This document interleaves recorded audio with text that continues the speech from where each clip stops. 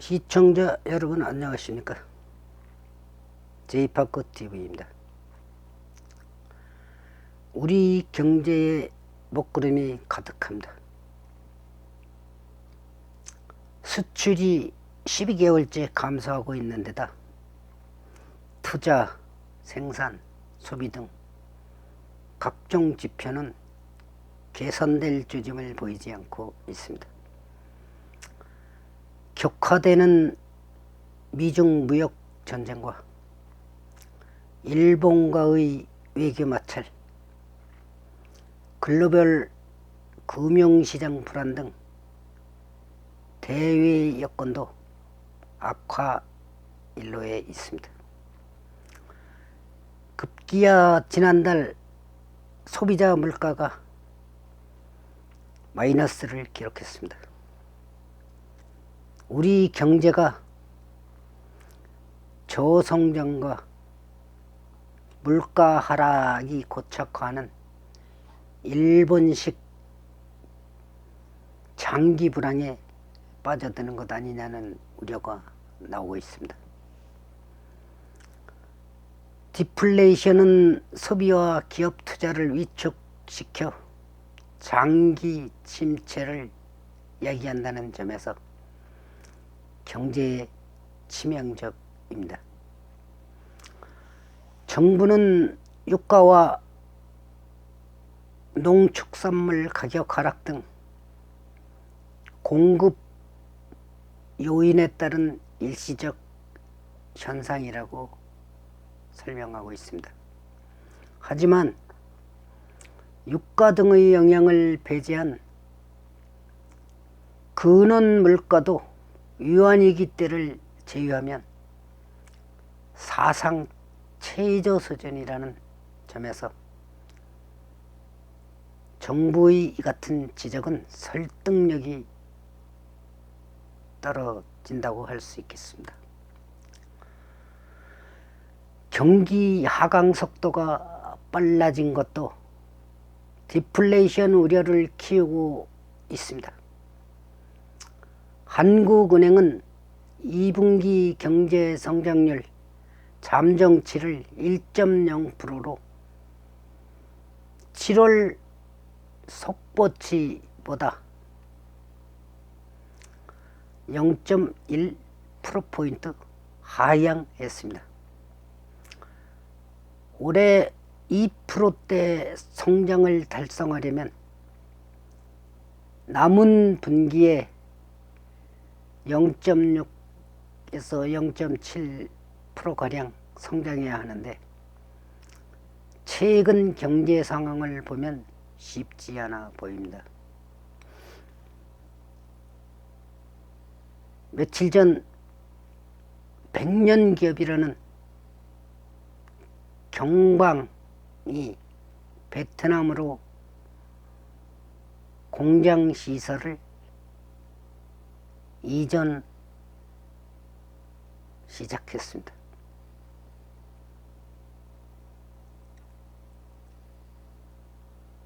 기업들이 국내의 노동 생산성과 각종 기업 규제 때문에 해외로 투자처를 옮기고 있는 것도 한국 경제의 경제 하락에 영향을 많이 끼치고 있습니다. 저물가, 저성장 기조 속에 원화 가치 하락은 당장 올해 1인당 국민소득 감소로 이어질 가능성이 높습니다. 1인당 국민소득의 3대 변수, 실질 성장률과 물가, 원화 가치가 지난해보다 크게 낮아졌기 때문입니다. 1인당 국민소득이 지난해 33,434 달러에서 올해 31,500달러로 급감한 것이라는 게 전문가들의 전망입니다. 상황이 더 악화된다면 2017년 정부의 국민계정 통계 기준연도 변경 반영 후 세계에서 7번째로 3050 클럽, 즉 1인당 소득 3만 달러, 인구 5천만 명 넘는 나라를 말하는 것이죠. 이곳에 가입한 지 3년 만인 내년에는 3만 달러대 유지를 장담하기 어려울지도 모릅니다. 1인당 국민소득 3만 달러는 선진국으로 가는 관문이라는 점에서 의미가 적지 않습니다. 미국, 영국, 독일 등은 규제 완화, 구조개혁 등으로 4만 달러 돌파에 성공했습니다. 스페인, 그리스, 키프로스 등 남유럽 상국은 재정을 방만하게 운영하다 2만 달러대로 밀린 뒤 지금까지도 3만 달러대를 회복하지 못하고 있습니다. 일본의 잃어버린 20년도 반면교사로 삼아야 할 사례일 것입니다. 일본은 1995년 1인당 국민소득 4만 달러를 넘어섰지만 거품 붕괴 등으로 다음에 3만 달러대로 뒷걸음질 쳤습니다. 20여 년 동안 3만 달러대를 맴돌다 지난해 4만 1340달러로 겨우 4만 달러대를 회복했습니다. 수도권 규제 완화 등 친기업 정책을 편 아베노믹스 덕분이라고 할 수 있겠습니다. 경제체제를 개선해 1인당 국민소득 3만 달러를 넘어 4만 달러대로 진입하느냐, 아니면 동력을 잃고 2만 달러대로 추락하느냐는 앞으로 몇 년을 어떻게 보내느냐에 달려 있을 것입니다. 4만 달러 시대를 열기 위해서는 노동시장 유연화 등을 통한 경제 체질의 근본적인 개선을 이뤄야 할 것입니다. 고비용 저유율 구조를 깨고 신산업 진입과 혁신을 방해하는 규제를 과감히 혁파해야 합니다. 이런 시급한 과제를 해결하지 못한 채 이대로 간다면 3만 달러 수송은 힘겨울 것입니다. 노벨 경제학상을 수상한 경제발전론의 대가 사이먼 교수는 이런 말을 남겼습니다. 세계에는 4가지 유형의 나라가 있다. 선진국과 후진국, 그리고 일본과 아르헨티나. 그의 생전에는 선진국과 후진국 격차가 넘사벽이었습니다. 한 세기 안에 이 벽을 뚫고 선진국에 진입한 유일한 국가가 일본이었습니다. 아르헨티나는 정반대 케이스였었죠. 그런데 이 사이먼이 말한 4가지 나라 유형에 본 유튜버는 한 나라 유형을 더 추가해 볼까 합니다. 바로 다른 나라가 아닌 노르웨이입니다. 그러니까 다시 말하면 사이먼 교수가 말한 이 세계에 있는 4가지 나라 유형, 선진국과 후진국, 일본과 아르헨티나 유형에 노르웨이 유형을 하나 더 추가할 수 있다고 할 수 있겠습니다. 10년 전, 100년 전 아르헨티나는 1인당 국민소득 면에서 세계 10위의 경제부국이었습니다. 팜파스라 불리는 비옥한 초원에서 생산되는 콩, 밀, 옥수수, 쇠고기 등을 수출해 국부를 축적했습니다. 당시 아르헨티나 경제가 얼마나 풍족했는지를 보여주는 작품이 우리가 명작으로 널리 읽힌 소설 엄마 찾아 산만리에 나와 있습니다. 바로 그 엄마 찾아 산만리를 간 것이 주인공인 소년 마르코가 외국에 돈 벌러 간 엄마를 찾아간 것이 바로 다른 곳이 아닌 아르헨티나였습니다.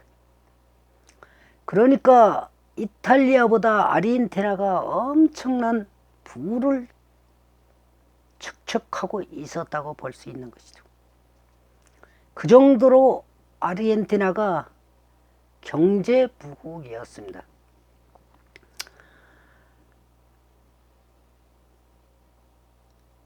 이랬던 아르헨티나가 지난해 IMF로부터 570억 달러를 빌리는 신세가 됐습니다.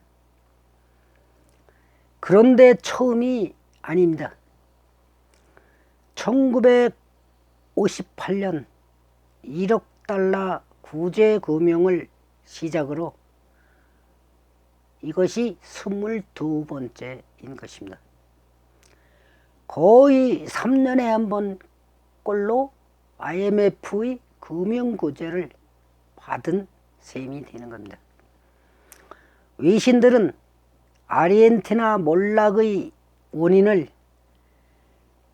경제 원리에 역행하는 포퓰리즘에서 찾습니다. 원조격인 후안 페론 대통령은 1946년 집권 이후 지지층을 위해 급격한 임금 인상과 무상복지 확대에 나섰습니다. 2003년부터 12년간 집권한 카르치네르와 그의 부인 크리스티나는 페론주의를 더욱 강화했습니다. 실업 문제 해결에 공공부분이 앞장서야 한다며 230만 명이던 공무원을 390만 명으로 늘렸습니다. 디지털 격차를 줄이겠다며 500만 대의 노트북을 공립학교 학생들에게 무상으로 제공했습니다. 모자라는 재정을 중앙은행이 돈을 쥐고 충당하느라 물가가 천정부지로 치솟았습니다. 실정의 앞권은 수출세였습니다. 부족한 재원 마련을 위해 콩과 밀, 쇠고기 등 농축산물 수출에 최고 35%의 세금을 부과한 것입니다. 수출 장려를 위해 세금을 깎아주는 글로벌 추세에 역행한 정책이 제대로 작동할 리 없었습니다. 수출이 줄면서 경상수지 적자폭이 확대됐고 아르헨티나는 만성적인 위완 위기의 늪에 빠졌던 것입니다. 영국의 이코노미스트는 공산주의권 몰락을 제외하고 20세기 경제의 최대 실패 사례는 아르헨티나라고 말했습니다. 우리에겐 반면 교사가 될 수 있겠습니다. 쿠즈네츠 사후 선진국 대열에 오른 우리나라는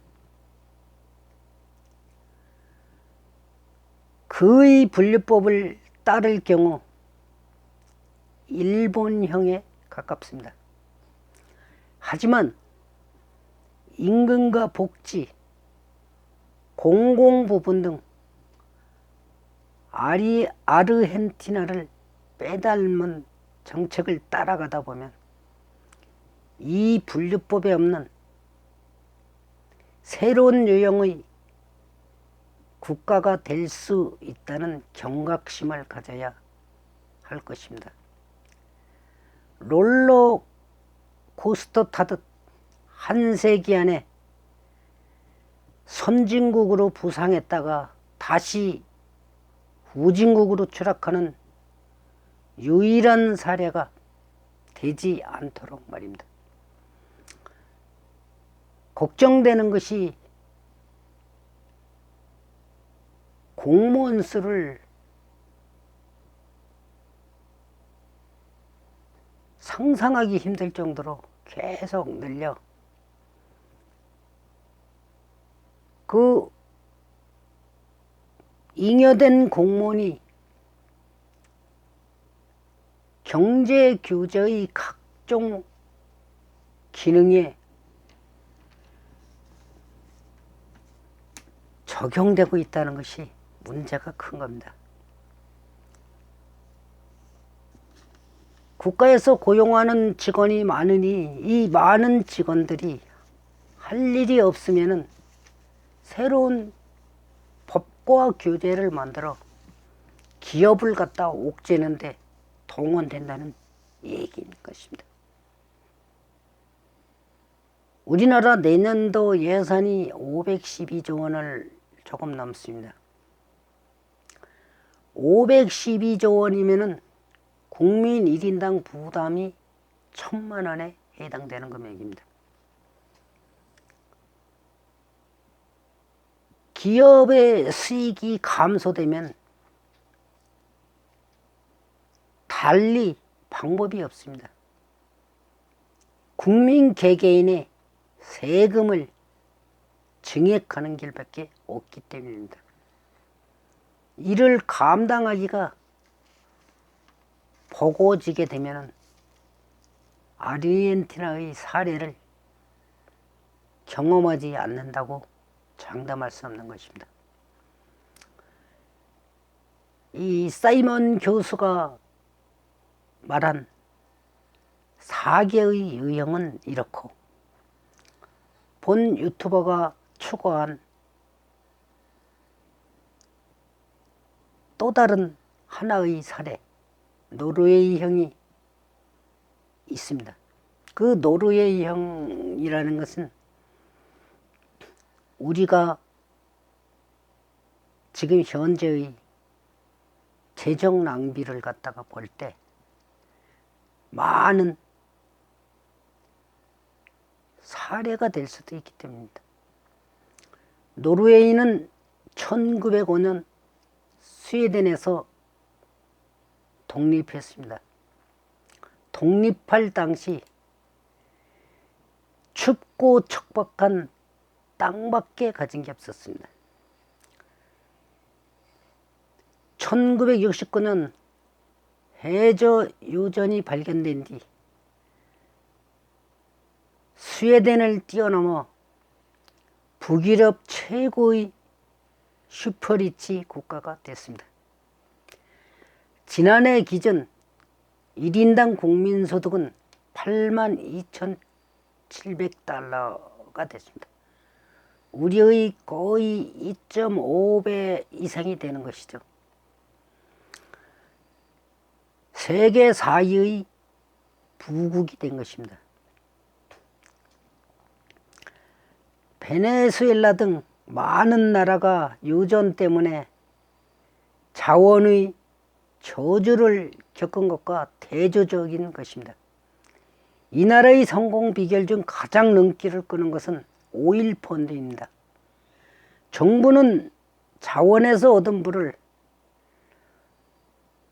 허투루 쓰지 않고 국부 펀드를 조성했습니다. 인플레이션을 막고 환율을 방어하기 위해 해외에만 투자하는 원칙을 세웠던 것입니다. 최소 10년 후를 내다보는 장기 투자, 지역과 산업 규모에 맞는 분산 투자, 주식과 채권의 7:3 비율 유지 등의 세부 지침도 정했습니다. 그 결과 20년간 연평균 6%의 수익을 올릴 수 있었습니다. 이를 교육과 의료 등에 활용함으로써 살기 좋은 나라 1위에 올랐습니다. 지금 세계에서 가장 살기 좋은 나라 1위가 바로 이 노르웨이입니다. 네덜란드가 1959년 가스전 발견 이후 자원에 의존하다 네덜란드병으로 곤욕을 치른 것과 확연히 다릅니다. 현재 노르웨이의 투자 자산은 약 1조 달러, 530만 명의 국민 숫자로 나누면 1인당 2억 원이 넘는 액수입니다. 윌스트리트 저널의 북유럽 특파원을 지낸 클레멘스 봄스도 드루프는 노르웨이처럼 투자하라 해서 노르웨이 국부의 원천은 자원을 금융자산으로 바꿔 성장 가능성이 높은 산업과 세금, 공시 투명성이 높은 기업 등에 장기 투자한 데서 나왔다고 분석했습니다. 이런 방식은 각국 연기금의 귀감이 됐습니다. 우리나라의 국민연금은 어마어마한 금액을 가지고 있지만 제대로 활용을 못하고 있는 실정입니다. 이런 데서 많이 배워야 될 것으로 봅니다. 노르웨이 경쟁력은 지속적인 감세 정책과 민영화, 산업 구조 개편에 힘입어 전기차 등 신기술 분야로 확산하고 있습니다. 올 상반기 전기차 판매 비중은 34.2%로 세계 1위를 차지했습니다. 2040년까지 모든 국내선 항공기를 전기 비행기로 바꾼다는 목표 아래 전기 비행기 시험 운행까지 나섰습니다. 노르웨이의 시간당 노동 생산성은 80.8달러입니다.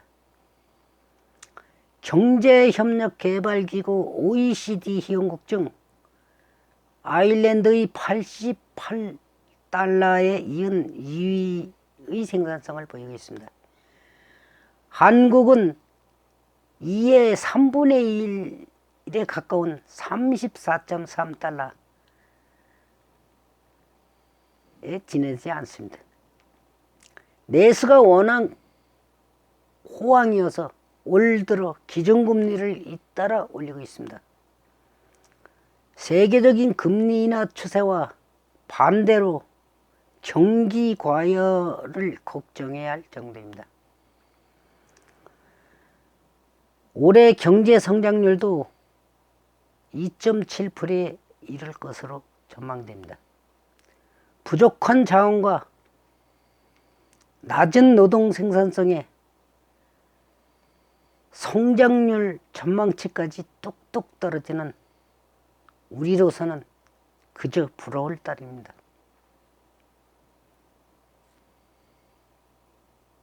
이 노르웨이와 우리나라를 비교를 한다면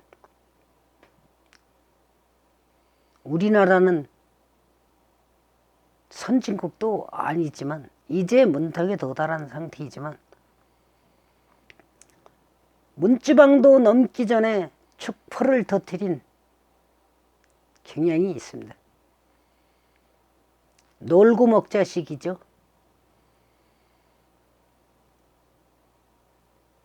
지나친 친노동 정책으로 인해 근로의욕보다 쟁의 행위가 우선이 되도록 제도를 만든 것이 큰 문제인 것입니다. 정치꾼들이 농락에 더 이상 넘어가서는 이 나라, 우리 모두가 살아가고 후손에 물려줘야 될 이 나라가 장차 아르헨티나 꼴이 되지 않을까 걱정이 대상 같습니다.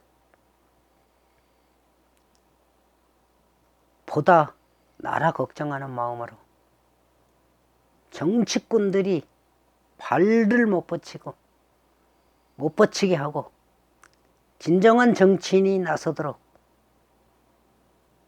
국민들이 많은 준비를 해야 할 것입니다. 시청해 주셔서 감사합니다.